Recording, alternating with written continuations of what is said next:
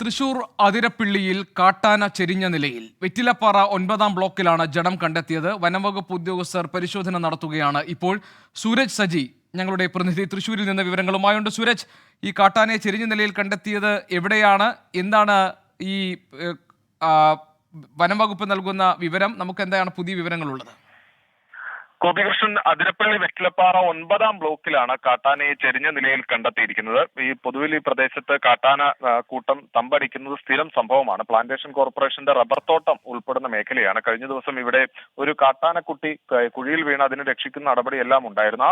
ആ കൂട്ടത്തിൽപ്പെട്ട കാട്ടാനയാണ് ചെരിഞ്ഞത് എന്നുള്ളതാണ് നിഗമനം. 10 വയസ്സ് പ്രായമുള്ള കാട്ടാനയുടെ ജഡമാണ് ഇപ്പോൾ കണ്ടെത്തിയിരിക്കുന്നത്. രാവിലെ ടാപ്പിങ്ങിന് വേണ്ടി തോട്ടം തൊഴിലാളികൾ അവിടെ എത്തുന്ന സമയത്താണ് ഇത്തരത്തിൽ ഈ കാട്ടാനയെ ചെരിഞ്ഞ നിലയിൽ കണ്ടെത്തുന്നത്. പിന്നീട് ഈ വനംവകുപ്പിന് വിവരം അറിയിക്കുകയായിരുന്നു. അത് പ്രകാരം ഉന്നത ഉദ്യോഗസ്ഥർ ഉൾപ്പെടെ സ്ഥലത്തെത്തിയിട്ടുണ്ട്. പ്രായാധിക്യത്തെ തുടർന്നാകാം എന്നുള്ളത് തന്നെയാണ് ഇപ്പോൾ ഈ വനംവകുപ്പ് കരുതുന്നത്. എന്നാൽ പോലും മരണത്തിൽ അസ്വാഭാവികത ഉണ്ടോ എന്ന് ഉൾപ്പെടെ കണ്ടെത്തുന്നതിന് വേണ്ടി വനംവകുപ്പ് നിലവിൽ പോസ്റ്റ്മോർട്ടം നടപടികൾ ഉൾപ്പെടെ നടത്തും എന്നുള്ളതാണ് അറിയിച്ചിട്ടുള്ളത്. അല്പസമയത്തിനകം വെറ്റിനറി ഡോക്ടർമാരെ എത്തിച്ചുകൊണ്ട് പോസ്റ്റ്മോർട്ടം നടപടിയിലേക്ക് ഉൾപ്പെടെ കടക്കാനാണ് വനംവകുപ്പ് തീരുമാനിച്ചിരിക്കുന്നത്. എന്തായാലും നിലവിൽ അസ്വാഭാവികത ഇല്ല എന്നുള്ളതാണ് വനംവകുപ്പ് അറിയിക്കുന്നത്. ഏതാനും ദിവസങ്ങൾക്ക് മുമ്പും ഇത്തരത്തിൽ മറ്റൊരു ബ്ലോക്കിൽ കാട്ടാനയെ ചെരിഞ്ഞ നിലയിൽ കണ്ടെത്തിയിരുന്നു. അത് പ്രായാധിക്യത്തെ തുടർന്ന് എന്നുള്ളതായിരുന്നു അന്ന് കണ്ടെത്തിയിരുന്നത്. എന്തായാലും ഈ കാട്ടാന ചെരിഞ്ഞതിലെ കാരണം എന്ത് എന്നത് കണ്ടെത്താനുള്ള ശ്രമത്തിലാണ് ഇപ്പോൾ വനംവകുപ്പുള്ളത്. ഗോപികൃഷ്ണൻ.